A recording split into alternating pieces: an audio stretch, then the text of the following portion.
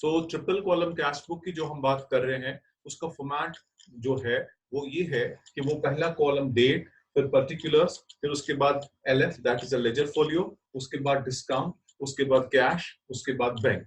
तो सेम यहाँ से क्रेडिट साइड से भी रिपीट हो रहा है, डेट, पर्टिकुलर्स, उसके बाद एलएफ, उसके बाद डिस्काउंट, उसके बाद कैश, उसके बाद बैंक।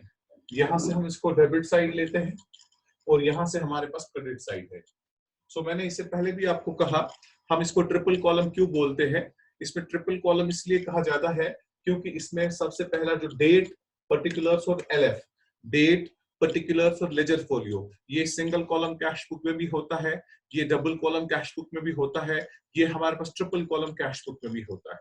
सो हमारे पास जो सिंगल कॉलम कैश बुक है उसमें सिर्फ ये था डेट, पर्टिकुलर्स, एलएफ और उसमें सिर्फ अमाउंट कॉलम था, अमाउंट मींस कैश कॉलम। उसके बाद जो हमने दूसरा टू कॉलम कैश बुक पढ़ा जिसको आपने नाम रखा डिस्काउंट कॉलम कैश बुक, तो डिस्काउंट कॉलम कैश बुक में आपके पास एक्स्ट्रा कॉलम था दैट इज डिस्काउंट। तो फिर आपने क्या कहा, एक उसमें डिस्काउंट था, दूसरा कैश था, सेम यही से डिस्काउंट और कैश। लेकिन ट्रिपल कॉलम कैश बुक में हम तीन कॉलम्स ले रहे हैं। इसमें हमारे पास एक कॉलम जो है वो बैंक कॉलम है। सो जो भी बैंकिंग ट्रांजैक्शंस है, बैंकिंग ट्रांजैक्शंस को इसी के थ्रू हमें रिकॉर्ड करना है कि जो भी बैंकिंग ट्रांजैक्शंस होगी। सो मोस्टली मैंने कहा था कि जो भी बिजनेस एस्टैब्लिशमेंट्स होते हैं वो ज्यादातर बैंकिंग ट्रांजैक्शंस का ही अब यूज करते हैं। अगर हमें किसी को पैसा देना होता है, अब हमेशा हम उसको कैश नहीं देते, हम उसको चेक देते हैं, हम उसको ड्राफ्ट देते हैं या हम उसको इलेक्ट्रॉनिकली ट्रांसफर करते हैं। इसी तरीके से अगर हमें किसी से कैश रिसीव करना होता है तो हम उससे चेक रिसीव करते हैं, हम उससे ड्राफ्ट रिसीव करते हैं। हमारे पास बहुत सारे नेगोशिएबल इंस्ट्रूमेंट्स है जो नेगोशिएबल इंस्ट्रूमेंट्स का यूज करके हम पैसा एक जगह से दूसरी जगह तक पहुंचा सकते हैं। ये हमें रिसीव भी हम बैंक के थ्रू ही कर सकते हैं और पेमेंट भी बैंक के थ्रू ही करते हैं। जो भी बड़े बिजनेस एस्टैब्लिशमेंट्स होंगे वो सारे बिजनेस एस्टैब्लिशमेंट्स आजकल अपना एक बैंक का अकाउंट खोलते हैं। इस पे मैंने प्रीवियस वीडियो में आपको दिखाया था कि जो बैंकिंग ट्रांजैक्शंस है उसको किस तरीके से ट्रीट किया जाता था, और मैंने आपको इसमें ये भी बताया था कि जो भी हमारे पास बैंक अकाउंट्स होते हैं किस किस टाइप का होता है। मैंने आपको वो पूरा वीडियो प्रीवियस वीडियो में पूरा मैंने क्लियर किया था कि सेविंग अकाउंट्स क्या होता है, करंट अकाउंट क्या होता है और फिक्स्ड डिपॉजिट अकाउंट क्या होता है। तो मोस्टली जो बिजनेसमैन ऑपरेट अकाउंट बैंक में करते हैं वो सिर्फ करंट अकाउंट ही ज्यादातर होता है, क्योंकि करंट अकाउंट में बहुत सारी फैसिलिटीज उनको मिलती है जो आपको सेविंग्स अकाउंट में नहीं मिलती। तो बिजनेस पीपल जितने भी है वो ज्यादातर प्रेफर करते हैं कि उनके पास करंट अकाउंट ही हो, वो करंट अकाउंट के थ्रू ही बिजनेस अपना ऑपरेट करते हैं। ठीक है, तो अब यहां से अब जो हम देखने जा रहे हैं कि जो ट्रिपल कॉलम कैश बुक है उसका फॉर्मेट जो है वो आपने याद रखा, डेट, पर्टिकुलर्स, एलएफ। ये जब हम कॉलम्स की बात करते हैं इनको हम गिनते नहीं है, डेट को नहीं गिनते हैं, पर्टिकुलर्स को नहीं गिनते हैं, लेजर फोलियो को नहीं गिनते हैं, क्योंकि ये तीन कॉलम्स हर एक में होते हैं। सिर्फ हम कॉलम्स किस किस को मतलब कंसिडर करते हैं, कॉलम हम कंसिडर करते हैं एक तो ये कैश जिसमें आप इसको अमाउंट कॉलम भी कह सकते हैं या कैश कॉलम कह सकते हैं, दूसरा बैंक जिसको हम बैंक कॉलम कैश कहते हैं, और एक और है डिस्काउंट। सो डिस्काउंट, कैश और बैंक, तो इसमें डिस्काउंट भी है, कैश के रिलेटेड भी है और बैंक से रिलेटेड भी है। तो क्रेडिट साइड से भी यहाँ पे क्या आएगा, डिस्काउंट, कैश और बैंक। तो ये हमारे पास इसमें तीन कॉलम कैश बुक में, हर बैंक कॉलम कैश बुक और डिस्काउंट कॉलम कैश बुक में एक ही डिफरेंस है। बैंक कॉलम कैश बुक में हम अब सब वो सारे कॉलम्स देखेंगे जो हमारे पास किसमें है, जो हमारे पास टू कॉलम कैश बुक में है, सिवाय एक फर्क वो ये है कि वहां पे आपके पास एक एक्स्ट्रा कॉलम होता है that is called bank column. Bank column आपका एक्स्ट्रा कॉलम एक है, वो आपको यहाँ पे मिलेगा। डिस्काउंट कॉलम में बैंक कॉलम नहीं था। अब जो हमें यहाँ पे ट्रांजैक्शंस रिकॉर्ड करनी है वो यहाँ पे बैंक कॉलम इसलिए हमने रखा क्योंकि हम बैंकिंग ट्रांजैक्शंस को यहाँ पे रिकॉर्ड करने जा रहे हैं। तो बैंकिंग ट्रांजैक्शंस को रिकॉर्ड करने के लिए आपको क्या क्या देखना पड़ेगा। अगर आप पैसा कोई रिसीव करते हो, अगर आपको कैश आता है, वो हमें पता है कि वो हम डेबिट साइड से रिकॉर्ड करते हैं। अगर हमें किसी को कैश की पेमेंट करनी है तो हम वो क्रेडिट साइड से दिखाते हैं। इसी तरीके से अगर अब आपको किसी से चेक रिसीव करनी है, चेक रिसीव करने का मतलब होता है कि वो पैसा, cheque will represent bank. Cheque जो वर्ड है ये बैंक को रिप्रेजेंट करता है। चेक का मतलब क्या होता है, अगर जहां पे भी चेक वर्ड यूज होता हो तो चेक को हम रेफर बैंक से करते हैं, क्योंकि जो भी चेक हम रिसीव करते हैं, अगर हमने चेक रिसीव की तो वो हम debit side of the bank column में रिकॉर्ड करते हैं। अगर हमने किसी को चेक पे की तो हम वो credit side of the credit side में हम उसको दिखाते हैं।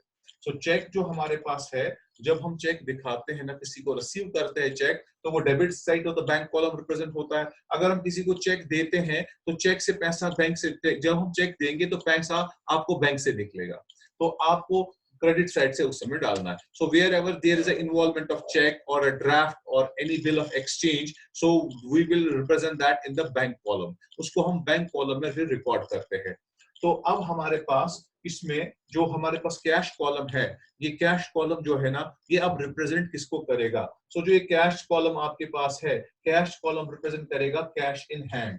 कैश इन हैंड का मतलब है जो पैसा हमारे पास और हमारे हाथ में है, या आप कह सकते हो कैश एट ऑफिस, जो हमारे ऑफिस में कैश है। यहाँ पर दिखाते हैं जो कैश आपका ऑफिस में है। इसी तरीके से जब हम बैंक की बात करते हैं तो बैंक में आपको क्या दिखाना है बेटा? सो बैंक आपका रिप्रेजेंट जो करता है ना, ये रिप्रेजेंट करता है कैश एट बैंक। सो जो भी कैश आपके बैंक में है, डेबिट साइड की मैं बात कर रहा हूँ, सो डेबिट साइड में अगर आपको कैश जो यहाँ से कैश है, ये कैश इन हैंड है, आप इसको ऑफिस मान सकते हो कि ऑफिस में अगर आपको कैश रिसीव हुआ तो इसका मतलब है आपको ऑफिस में इतना कैश रिसीव हुआ। अगर आपको किसी को पेमेंट करनी है तो वो कैश को खाली कैश पे कर रहे हो तो वो कैश इसी साइड से रिकॉर्ड होगा, इस साइड से पेमेंट करनी है। पेमेंट साइड कैश का भी यही है। और अगर बैंक से पेमेंट कर रहे हो तो ट्रांजैक्शन अगर आप थ्रू चेक कर रहे हो तो चेक भी आपको इसी साइड से रिकॉर्ड करनी है। सो जो भी आपको ट्रांजैक्शन आएगी, जो रिकॉर्ड आपको करनी है, जो पैसा हमें बैंक में जमा होगा वो डेबिट साइड से और द बैंक कॉलम आएगा, जो भी पैसा हमारे बैंक से निकलेगा वो credit side of the bank जाएगा। सो बैंक क्या रिप्रेजेंट करता है? बैंक रिप्रेजेंट करता है कैश एट बैंक, खाली कैश रिप्रेजेंट करेगा। ये कैश कॉलम रिप्रेजेंट करता है कैश इन हैंड और कैश एट ऑफिस, और बैंक रिप्रेजेंट करता है कैश एट बैंक। सो जो भी चेक आपने रिसीव की होगी तो पैसा आएगा, लेकिन वो पैसा ऑफिस में नहीं जाएगा, वो पैसा बैंक में जमा होगा। अगर आपको किसी को पैसे देने हैं लेकिन उसके बदले आपने उसको चेक दी तो पैसा निकलेगा, तो पैसा निकलेगा तो किस साइड से? क्रेडिट साइड से। सो हमें इसमें एक्स्ट्रा कॉलम जो है वो है किससे रिलेटेड? वो है बैंक कॉलम, इसमें एक्स्ट्रा है।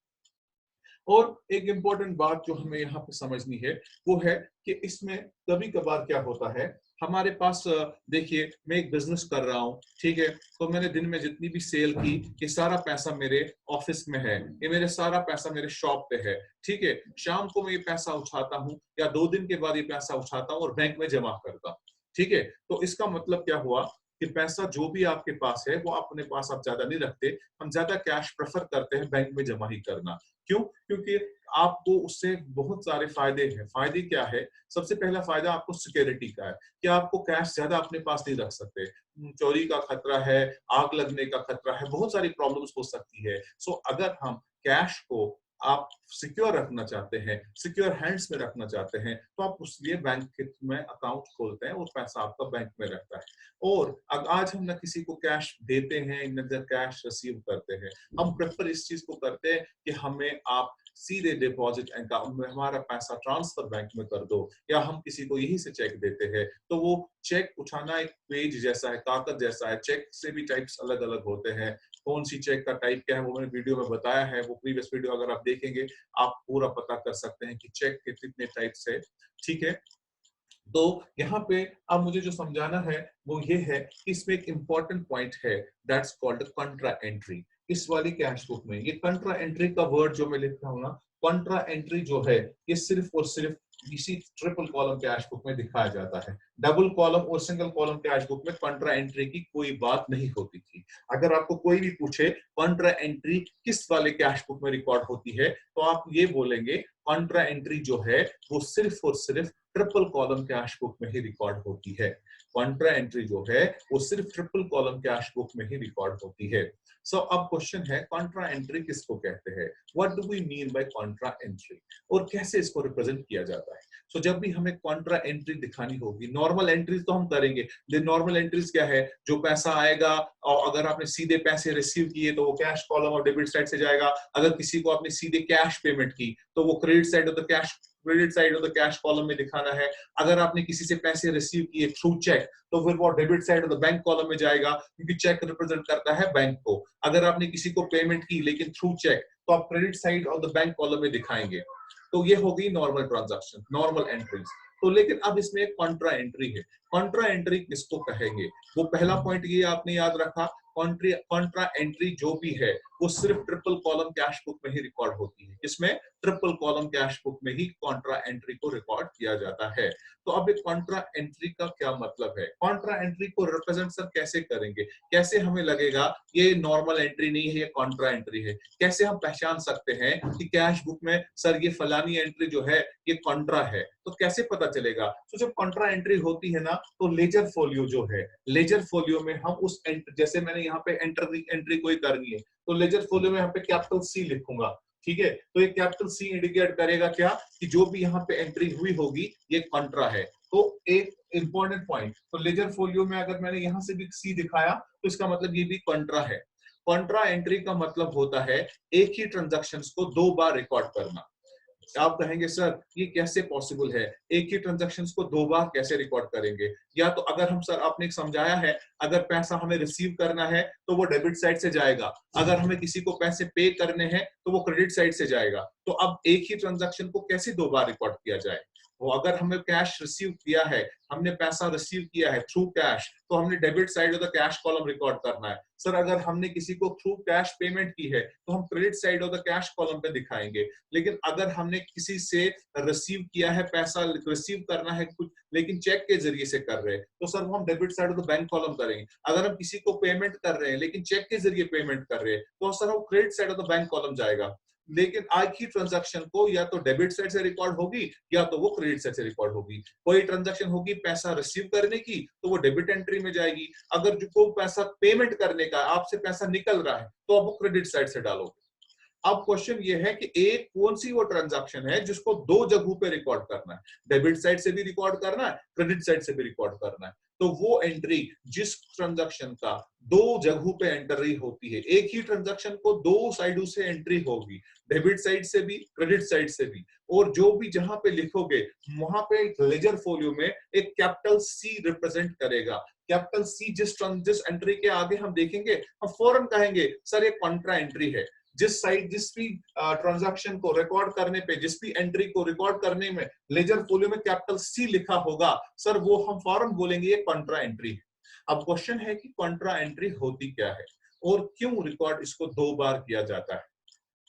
देखिए, कॉन्ट्रा एंट्री जिस भी ट्रांजैक्शन को आपको करोगे उसको आपको डेबिट साइड से भी रिकॉर्ड करना होगा और वहां पे आपको सी लिखना है, और क्रेडिट साइड से भी रिकॉर्ड करना है। एक ही ट्रांजैक्शन को 2 बार रिकॉर्ड करना, एक ही ट्रांजैक्शन को डेबिट में भी रिकॉर्ड करना और फिर उसको क्रेडिट साइड से भी रिकॉर्ड करना, और कैपिटल लेटर सी दोनों साइडों से लिखना। और याद रखना कि इसका जो डेट होता है वो डेट भी सेम होता है। ये क्योंकि ट्रांजैक्शन एक ही होती है और डेट भी उसका एक ही होगा, तो जब हमने सी यहां से लिखा तो डेबिट साइड में जो डेट डाला जाएगा वही डेट क्रेडिट साइड से भी डाला जाएगा, और यहां से भी सी लिखना है तो कॉन्ट्रा एंट्री होगी। सो हम फौरन पहचान लेंगे इस एंट्री को जब हमारे लेजर फोलियो में कैपिटल सी लिखा होगा। कैपिटल सी रिप्रेजेंट करेगा कॉन्ट्रा एंट्री को। तो अब कॉन्ट्रा एंट्री होती क्या है और क्यों की जाती है? कॉन्ट्रा एंट्री को समझने के लिए आपको मैं एक सिंपल सा एक कॉन्सेप्ट समझाता हूं। मेरे पास अगर ये 2 जेब है, इस जेब में मेरे पास 100 रुपए है, इस जेब में मेरे पास दूसरा जेब यहां से, इसमें भी 100 रुपए, या मेरे पास इस जेब में 100 रुपए है और इस जेब में 100 रुपए, तो मेरे पास टोटल कितना पैसा है? 200 रुपीज। ठीक है, तो अगर मैं इस वाले जेब से निकालूंगा 100 रुपए और इस वाले जेब में डालूंगा, तो मुझे ना तो पैसा इंक्रीज होगा ना डिक्रीज होगा। क्यों? क्योंकि मुझे पहले फिर भी आज ये पैसा 100 रुपए यहाँ पे भी था, 100 रुपए यहाँ पे भी था, मैंने 100 रुपए उठाया और इस वाले जेब में डाला। तो अगर कोई मुझे पूछेगा सर जो आपने यहाँ से देके यहाँ में पैसा डाला कितना आपको इंक्रीज हुआ? इंक्रीज तो मुझे कुछ नहीं हुआ, मैंने सिर्फ एक पॉकेट से पैसे निकाले दूसरे पॉकेट में डाले, मेरे पास कैरी उतना ही कैश कर रहा हूं जितना था, ना इससे कोई चीज इंक्रीज हुई ना इससे कोई चीज डिक्रीज हुई। फिर सर क्या है ये? इससे हम सिर्फ ट्रांसफर करते हैं। जब हम सिर्फ ट्रांसफर प्लेस करते हैं, पैसे की जगह को ट्रांसफर करना। मेरे पास ऑफिस में 1 लाख रुपए पड़ा है, मैंने दिन भर सेल की है, 1 लाख रुपए मेरे ऑफिस में जमा है, मैंने यही 1 लाख रुपए अपने सेल्समैन अपने एम्प्लॉय को कहा कि 1 लाख रुपए मेरे बैंक में जमा करवाओ, वो चला गया और उसने बैंक में जमा करवाया। तो मुझे एक बात बताइए, क्या इससे कोई पैसा आपको इंक्रीज होगा? इससे कोई रेवेन्यू बढ़ेगा? नहीं बढ़ेगा। पहले ऑफिस में पैसा था, अब बैंक में चला गया, सिर्फ हमने जगह बदल दी। पहले पैसा ऑफिस में था, अभी ऑफिस का पैसा कहां चला गया, बैंक में जमा हो गया। ठीक है, तो पैसे की सिर्फ जगह अगर आप ट्रांसफर करते, if you are only transferring the place of a money from your office to the bank, या कभी हम बैंक से पैसा निकालते हैं ऑफिस के लिए, तो उस समय ये एक्सचेंज होता है। So when you are exchanging the place of the money, you are taking the money from the office and deposited in the bank, and you are withdrawing the money from the bank and keeping in the office. So it means these are called only exchange transactions. Exchange का मतलब जगह बदल दिया अपने पैसे की। आपके पास, देखिए कोई मुझे बोलता है आपके पास टोटल कितना पैसा है, ठीक है, तो मैं कैसे कहूंगा, और मेरे घर में अभी 1 लाख है, बैंक में मेरे पास 50 लाख है, तो मेरे पास टोटल पैसा 51 लाख है। घर में 1 लाख है, बैंक में 50 लाख है, तो टोटल हो गया 51 लाख। अगर मैं आप बैंक से, वहां से बैंक से मैं निकालूंगा अब 9 लाख, ठीक है, मेरे पास बैंक में, मैंने बैंक से निकाले 9 लाख, तो वो 9 लाख कहाँ आएंगे, वो मेरे घर में आएंगे। ठीक है, तो टोटल फिर भी वही रहेगा। अब फर्क यही आएगा कि पहले मेरे घर में सिर्फ 1 लाख था, अब 9 लाख बैंक से निकाले और मैंने घर लाए, तो अब मेरे घर में 10 लाख है, और वहां पे 51 माइनस 9 हो जाएगा, तो वो पैसा ऐसे आएगा, या 49 माइनस 9 होगा, तो मेरे पास इतना होगा। तो जगह सिर्फ बदलने से, आपने जगह बदल दी पैसे की, तो उसको हम सिर्फ एक्सचेंज करते हैं। क्योंकि मोस्टली बिजनेसमैन को, बिजनेस में हम ज्यादा पैसा ऑफिस में नहीं रखते, हम अल्टीमेटली पैसे को ट्रांसफर करते कहां पे, बैंक पे। तो जब आपको ऐसी ट्रांजैक्शंस होगी, ना इससे कोई इंक्रीज होगा, ना इससे कोई डिक्रीज होगी, सिर्फ जगह बदलते हो। This is called Contra entry, this is called Contra. इससे ना हमें पैसा इंक्रीज होता है, ना डिक्रीज होता है। पैसा मेरे पास जितना था उतना ही है, जो मेरे पास ओवरऑल फाइनेंशियल पोजीशन है वो वही रहेगी, उसमें कोई चेंज नहीं आएगी, सिर्फ पैसे की जगह बदलने को जो ट्रांजैक्शंस हम कर रहे हैं। तो ऐसी ट्रांजैक्शंस को हम एक्सचेंज ट्रांजैक्शंस कहते हैं, कॉन्ट्रा ट्रांजैक्शंस कहते हैं। तो कॉन्ट्रा ट्रांजैक्शन, कॉन्ट्रा एंट्रीज जो होती है, दोनों साइड से होती है। तो मेरे पास जो कॉन्ट्रा एंट्रीज होती है ना, इस तरीके से 2 तरीकों की होती है। देखो कैसे, जो कॉन्ट्रा एंट्रीज मेरे पास होती है 2 तरीकों से। एक होती है जैसे कि paid cash into bank, paid cash into bank. मैंने क्या लिखा, पेड कैश इनटू बैंक ₹50,000। गौर कर लेना, मैंने 50,000 रुपए उठाए बिजनेस से और बैंक में डाल दिए। तो इसका मतलब यह है, ये पैसा जो था, ये पहले ये पैसा कहां था, ये पैसा मेरे पहले ऑफिस में था, अब मैंने ये पैसा कहां डाला, मैं यहाँ बैंक में डालने जा रहा हूं। तो मुझे बात समझ लीजिए, ऑफिस में मेरे पास जो अकाउंट है वो कैश है, और जो मेरे पास बैंक है वो दूसरा ही है। तो मैं क्या कर रहा हूं, मैंने माइनस करना है कैश, कैश मुझे माइनस करना है 50,000 ऑफिस से। सो ऑफिस का कैश ये मेरे पास है, और ये कैश मेरे बैंक में है। ठीक है, ऑफिस ये रिप्रेजेंट करता है कैश एट ऑफिस। 50,000 मैंने निकाले और वो जमा करवाए कहां पे, 50,000 बैंक में। ठीक है, तो क्या हुआ, ऑफिस से 50,000 निकलेंगे और बैंक में वो 50,000 जमा होंगे। तो हमने क्या किया, इन 50,000 रुपयों की जगह बदल दी। पहले ये 50,000 मेरे ऑफिस में थे, ऑफिस से मैंने निकाले और बैंक में डाल दिए। बात आपको समझ आ रही है।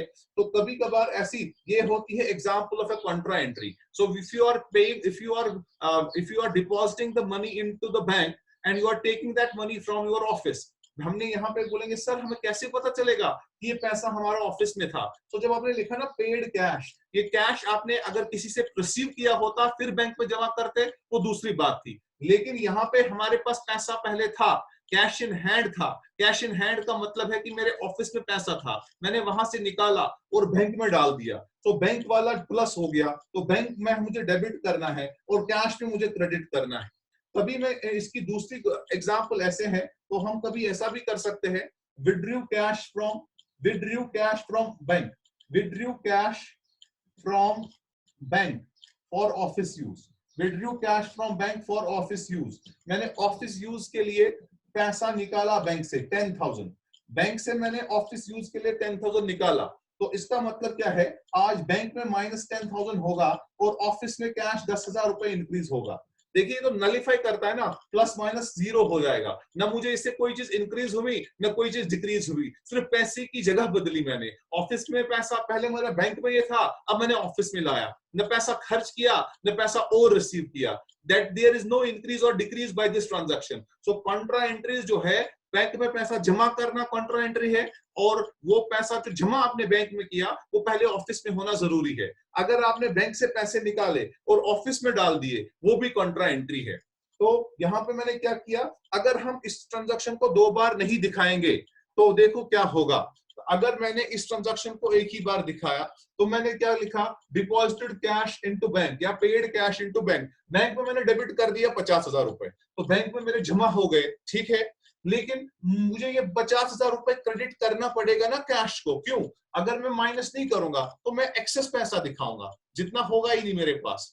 मैंने क्या किया, मैंने कैश को डिपॉजिट किया बैंक में 50,000, तो मुझे पता चला कि बैंक में जमा हो गया, तो जमा करने वाला साइड ये है, मैंने इधर डाल दिए 50,000, मैंने इधर क्या डाल दिए 50,000। अब यहाँ पे मैं लिखूंगा ना क्या, मुझे पैसे कहाँ से आए, मैं लिखूंगा ये कैश से आए, मैंने लिखा टू कैश अकाउंट, क्या लिखा, टू कैश अकाउंट 50,000, बैंक में जमा हो गए मेरे 50,000, क्योंकि ये कौन सा साइड है, डिपॉजिटिंग, इस साइड से बैंक में डिपॉजिट होंगे पैसे, इस साइड से पैसे डिपॉजिट विड्रॉ होंगे बैंक से, क्योंकि ये बैंक कॉलम माइनस करेगा और इस साइड से प्लस होगा। तो अब अगर मैंने इस साइड से एंट्री नहीं की तो मेरे पास क्या होगा, मेरे पास कैश रहेगा ना ऐसे के ऐसा ही। मैं तो 50,000 बैंक में तो मैंने 50,000 डाल दिए, लेकिन यहाँ पे माइनस नहीं किया अभी, ठीक है। अगर मैं यहाँ से माइनस नहीं करूंगा तो मेरे पास वो 50,000 कैश में ही रहेंगे। तो मुझे क्या करना है, यहाँ से मुझे लिखना है ऐसे, तो मैं लिखूंगा पहले मैंने 50,000 यहाँ से निकाले, ठीक है, क्योंकि ये कौन सा साइड है, माइनस साइड कैश का।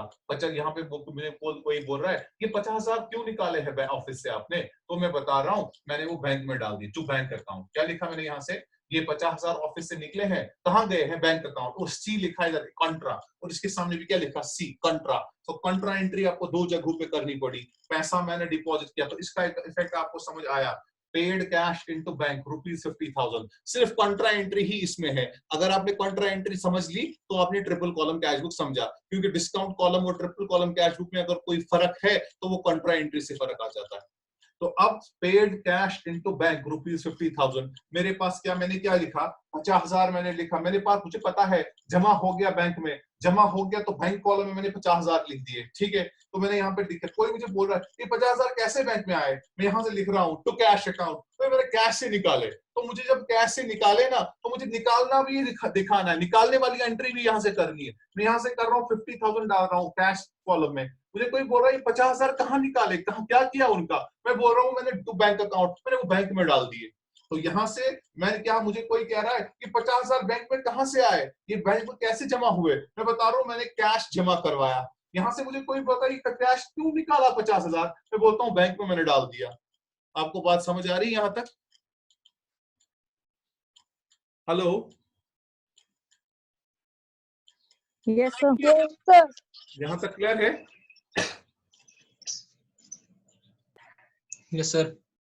ओके, अब इसके बाद अब हम आगे जो देखने जा रहे हैं वो है कि किस तरीके से आप इनको हमें इंप्लीमेंट करना है। अब दूसरी क्या है मेरे पास, withdraw cash from bank for office use ₹10,000, मैंने कैश निकाला है कहां से, withdraw cash from bank for office use. आज मैंने बैंक से 10,000 रुपए निकाले, तो मुझे पहले बैंक कॉलम क्रेडिट साइड से लिखना है, इधर मैं लिखूंगा इधर 10,000 मैंने डाला ना, मुझे पता है बैंक से मुझे 10,000 निकले। मुझे कोई बोल रहा है बैंक से क्यों निकाले 10,000, मैं लिख रहा हूँ इधर टू कैश अकाउंट, मैं लिख रहा हूँ टू कैश अकाउंट। और मैंने ये कैश ना, ये कैश जो है ना मैंने ऑफिस में डाला। कैश किसको रिप्रेजेंट करता है, कैश ऑफिस को रिप्रेजेंट करता है, और मैं लिखूंगा इधर सी, ठीक है। और ये अब ये 10,000 मुझे बताइए कहाँ चले गए, बैंक से 10,000 निकले तो मैंने बैंक कॉलम माइनस साइड से डाल दिया, क्योंकि ये बैंक का माइनस साइड है, कैश का माइनस साइड है, यहाँ से कैश का प्लस साइड है और बैंक का भी प्लस साइड है। तो मुझे बोल रहा है कोई 10,000 क्यों निकाले, मैंने लिखा इधर क्या, मैंने लिखा टू कैश अकाउंट, तो मैंने इसलिए निकाले मुझे ऑफिस में डालने पड़े। अब मैं दिखाऊंगा ऑफिस में कैसे आए, मैं यहाँ से लिख रहा हूँ कैश में 10,000 रुपए, मुझे बोल रहा है कैश के 10,000 कहाँ से आए, मैं लिख रहा हूँ इधर से तो बैंक अकाउंट, तो ये मैंने बैंक से पैसे निकाले तभी जाके ऑफिस में 10,000 रुपए आए। और यहाँ पे मैं लिखूंगा LF में इसको कैपिटल C, और यहाँ पे भी लिखूंगा इसको कैपिटल C, रिप्रेजेंट क्या करेगा, कॉन्ट्रा एंट्री।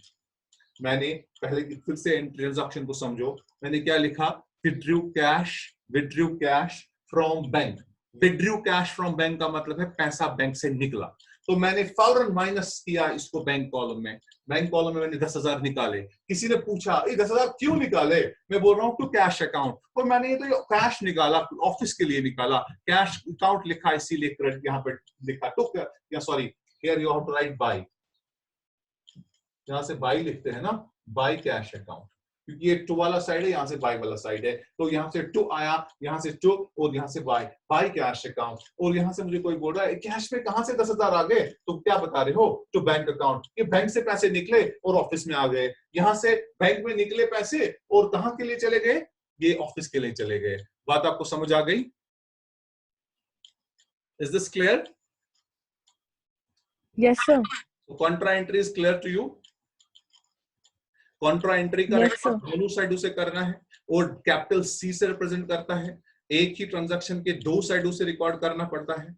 क्यों? क्योंकि जो पैसा आपने ऑफिस से निकाला, आपको पैसा अगर ऑफिस से आपने निकाला और बैंक में जमा किया, आपको बैंक के लिए भी एंट्री करनी है, आपको ऑफिस के लिए भी एंट्री करनी है। ऑफिस के लिए एंट्री क्या करोगे, आप क्रेडिट साइड ऑफ कैश में डालोगे और डेबिट साइड ऑफ बैंक में डालोगे। ठीक है, जैसे कि हमने यहाँ पे किया, paid cash into bank rupees 50,000, हमने बैंक में पैसे जमा किए 50,000 रुपए। तो मुझे क्या करना पड़ा, मुझे बैंक कॉलम में प्लस करवाने में डेबिट किया, इधर मैंने लिखा, मैंने डेबिट साइड में लिखा 50,000। मुझे बोल रहा है कोई 50,000 कहां से आए, मैं लिख रहा हूँ टू कैश अकाउंट। तो ये तो मेरे कैश, ऑफिस में मेरा कैश था, मैंने वहां से निकाला। क्योंकि ये कैश कॉलम जो है ये रिप्रेजेंट किसको करता है, जो मैंने पहले ही बोला, ये कैश कॉलम जो है कैश इन हैंड और कैश एट ऑफिस रिप्रेजेंट करता है। बैंक कॉलम रिप्रेजेंट करता है कैश एट बैंक को। तो मैंने 50,000 रुपए मैंने बैंक में जमा करवाए, लेकिन मुझे कैश में जरूरी माइनस करने हैं, क्योंकि इसमें आप कैश का भी हिसाब रख रहे हो और बैंक का भी हिसाब रख रहे हो। अगर आपने एक ही इफेक्ट इसका दिखाया, आपने 50,000 बैंक में तो डाल दिए, ठीक है, तो मुझे कल जब मैं बैलेंस कैश बुक को करूंगा, मुझे ज्यादा कैश आएगा। क्यों? क्योंकि मेरे पास होगा ही नहीं उतना। मैंने ऑफिस से कैश निकाला तो मैंने बैंक में डाला, मैंने बैंक की एंट्री की लेकिन ऑफिस की नहीं की, तो वो गलत हो जाएगा। तो ये पैसा आपने ऑफिस से निकाला, बैंक में डाला तो कंट्रा होगा, आपने बैंक से निकाला और ऑफिस के लिए तो कंट्रा होगा। वीडियो हमारा अभी खत्म होगा, हम नेक्स्ट वीडियो भी देख लेंगे। तो नेक्स्ट वीडियो में हम देखेंगे कि एक प्रैक्टिकल प्रॉब्लम जिसमें हम क्लियर करेंगे किस तरीके से आप इन ट्रांजैक्शंस को रिकॉर्ड करना है। तो अभी मैं आपको एक वीडियो नेक्स्ट हम देखेंगे कि किस तरीके से आपको अब इसका सोल्यूशन देखना है। ठीक है, तो हम अभी एक नए वीडियो में अभी मिलेंगे।